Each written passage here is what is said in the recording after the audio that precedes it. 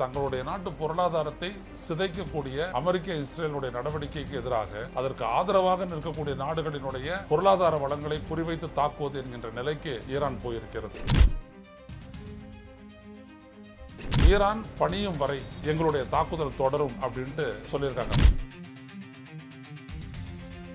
ஈரானும் பதிலடியாக அவங்களோட எந்த பேச்சுவார்த்தையும் நடத்த நாங்கள் தயாராக இல்லை, நீங்க எவ்வளவு தூரம் பண்றீங்களோ அதற்கு இணையா நாங்களும் தீவிரமா திருப்பி தாக்குவோம்னு சொல்லிட்டு கடந்த 2 இரவுகளாக இஸ்ரேல் மீதும் அமெரிக்காவினுடைய மற்ற நிலைகளின் மீதும் அவங்களும் தொடர்ந்து தாக்குதல் நடத்தி வர்றாங்க. இவ்வளவும் அமெரிக்கா எதுக்கு செய்யுது அப்படின்னோம்னா, ஈரானுடைய தலைமையில் மாற்றம் வேணும். கொமேனியினுடைய அந்த அதிகாரத்தை வீழ்த்தி விட்டு அந்த இடத்தில் அவருடைய வழித்தொண்டர் ஒருத்தர் இருக்காரு, அவர் எடுத்து அங்க உட்கார வச்சு அதன் மூலம் தங்களுடைய பொம்மையாட்சியை நிறுவனம்ட்டு அமெரிக்கா முயற்சிக்குது. எதுவுமே இல்லாமல் ஒப்புக்கு நானும் போன கச்சேரிக்கின்ற மாதிரி இந்தியாவுடைய அயலுறவு அமைச்சகம் ஒரு கருத்தை சொல்லி இருக்கிறது. கவலை அளிக்கிறது என்னன்னா, கவலை அளிக்கிறது எப்போ 2-2.5 வருஷமா காசால போட்டு பாலஸ்தீனர்களை அத்தனை பேர் கொன்று குவிச்சுத இஸ்ரேல் ராணுவம், அப்பெல்லாம் உங்களுக்கு அதெல்லாம் கவலை அளிக்கிறையா? வசதிக்கு ஏதாவது சொல்ல வேண்டியது அமெரிக்கா, அதையும் கேட்டுக்கிட்டு சும்மா இருக்க வேண்டியது. இதுக்கு பேர் இந்தியா. நாளைக்கு இதே நாளை நமக்கு எதிராக ஏற்பட்டுச்சுன்னா என்ன பண்ணுவீங்க?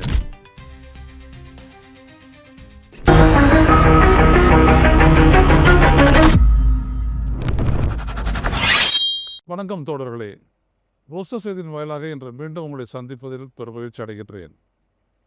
ஈரானின் மீது அமெரிக்காவும் இஸ்ரேலும் கூட்டாக சேர்ந்து நடத்தி வரும் தாக்குதல் கடுமையாகி உள்ள நிலையில் அவர்களுக்கு எதிராக மத்திய கிழக்காசிய பகுதிகளில் உள்ள Saudi Arabia, Qatar, United Arab Emirates, Kuwait உள்ளிட்ட நாடுகளில் உள்ள அமெரிக்காவினுடைய இராணுவ நிலைகளை குறிவைத்து கடுமையான தாக்குதலை ஈரான் நடத்தி வருகிறது. இன்றைக்கு எடுத்துக்கொண்டால் அமெரிக்காவினுடைய அந்த இராணுவ தளங்களை மட்டும் குறிவைப்பதோடு நின்று விடாமல் மிகப்பெரிய செல்வ வளங்கள், எண்ணெய் வளங்கள், அந்த ரிஃபைனரி சவுதி அராம்கோ என்று சொல்லக்கூடிய மிகப்பெரிய எண்ணெய் சுத்திகரிப்பு நிலையத்தை குறிவைத்து தாக்குதல் நடத்தி அது பற்றி எரிந்து கொண்டிருக்கிறது. அதாவது தங்களுடைய நாட்டு பொருளாதாரத்தை சிதைக்கக்கூடிய அமெரிக்க இஸ்ரேலுடைய நடவடிக்கைக்கு எதிராக அதற்கு ஆதரவாக நிற்கக்கூடிய நாடுகளினுடைய பொருளாதார வளங்களை குறிவைத்து தாக்குவது என்கின்ற நிலைக்கு ஈரான் போயிருக்கிறது. அதன் விளைவுதான் அராம்கோ ரிஃபைனரியின் மீதான இந்த தாக்குதல். இது இதுவரை நடக்காத ஒன்று. அடுத்தபடியாக குவைத் நாடு சொல்லுகிறது, பல அமெரிக்காவினுடைய ஜெட் விமானங்களை சுட்டி வீழ்த்தி விட்டதாக சொல்லுகிறது. இது அமெரிக்காவினுடைய ஜெட் விமானங்களை குவைத்தினுடைய ஆன்டி ஏர்கிராஃப்ட் கன்கள் தவறாக புரிந்து கொண்டு சுட்டு அதன் மூலம் அவை யாவும் வீழ்த்தப்பட்டு விட்டதாகவும் அதனுடைய பைலட்டுகள் எல்லாம் சேஃபாக இருப்பதாகவும் அது சொல்லியிருக்குது. இது இன்னொரு பக்கம். மூன்றாவது, ஈரான் பணியும் வரை எங்களுடைய தாக்குதல் தொடரும் அப்படின்ட்டு சொல்லியிருக்காங்க. பணியும் வரைன்னா என்ன அர்த்தம் அப்படின்னோம்னா, அமெரிக்காவினுடைய கண்டிஷனெல்லாம் ஏற்றுக்கிட்டு முழுமையாக அமெரிக்காவினுடைய அந்த சுரண்டலுக்கு ஈரான் ஒப்புக்கொள்ளும் வரை இந்த தாக்குதல் தொடரும்னு சொல்லியிருக்காங்க.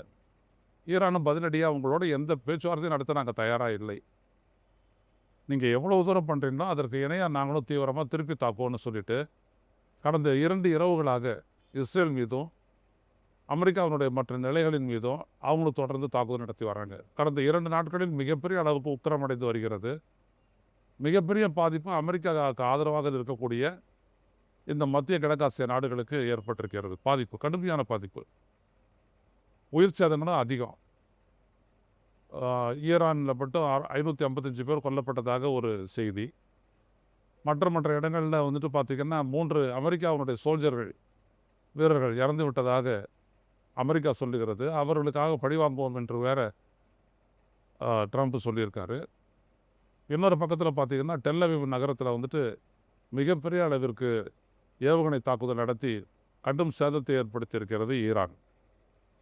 அது மட்டுமல்ல, இஸ்ரேலுடைய அந்த அயன் டாம் அப்படின்னு சொல்லக்கூடிய அந்த மிசைல் எதிரான அந்த கவசம் ஓரளவிற்கு தான் தடுத்து நிறுத்தி அழித்திருக்கிறதை ஒழிய பல ஏவுகணைகள் வந்துட்டு இஸ்ரேலுக்குள்ளே விழுந்து வெடித்திருக்கிறது. அதுலேயும் கடும் சேதம் ஏற்பட்டிருக்கிறதுன்னு சொல்கிறாங்க. ஆனால் கவனிக்கணும், இவ்வளவும் அமெரிக்கா எதுக்கு செய்யுது அப்படின்னம்னா, ஈரானுடைய தலைமையில் மாற்றம் வேணும். கொமேனியினுடைய அந்த அதிகாரத்தை வீழ்த்திவிட்டு அந்த இடத்தில் முன்னாடி இருந்தார் இல்லையா ஷா ரிஜைன், அந்த ஷா அவருடைய வழித்தொண்டர் ஒருத்தர் இருக்கார், அவரை எடுத்தால் அங்கே உட்கார வச்சு அதன் மூலம் தங்களுடைய பொம்மையாட்சியை நிறுவனம்ன்ட்டு அமெரிக்கா முயற்சிக்குது. இதற்கு எதிராக ஈரானுக்கு எந்த நாடுனுடைய ஆதரவும் இல்லை.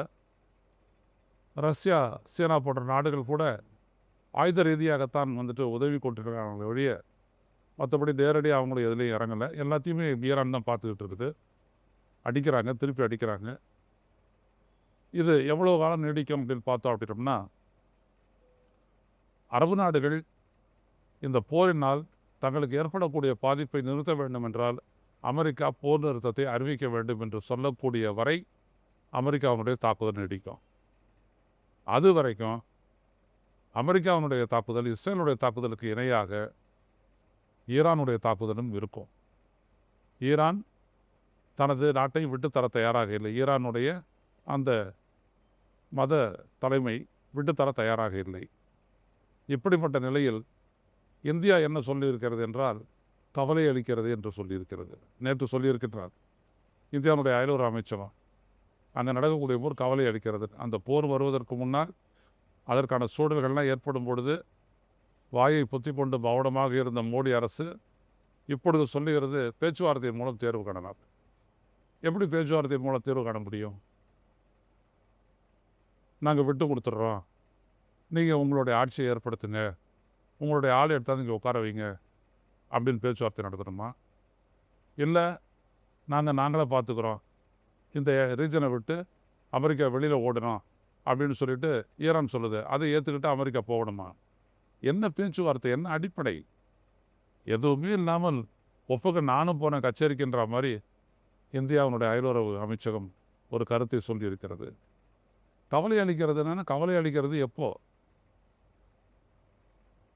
2.5 வருஷமா காசாவில் போட்டு பாலஸ்தீனர்களை அத்தனை பேரும் கொன்று குவிச்சுத இஸ்ரேல் இராணுவம்.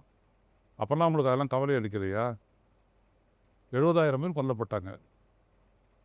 ஹமாஸ் நடத்திய தாக்குதலில் வந்துட்டு 1400 பேர் 1500 பேர் கொல்லப்பட்டதற்கு அது பயங்கரவாதம்னு எதிர்க்கிறீங்கல்ல. அதை தொடர்ந்து இஸ்ரேல் நடத்திய அந்த அராஜக தாக்குதலுக்கு வந்துட்டு ஏன் நீங்கள் வந்துட்டு அதை குறிப்பிட்டு கண்டிக்கல? அப்புறம் எப்படி உங்களுடைய சொன்னது வந்துட்டு சர்வதேச அளவில் ஒரு மதிப்பு இருக்கும்? கவனிக்கணும் இல்லையா?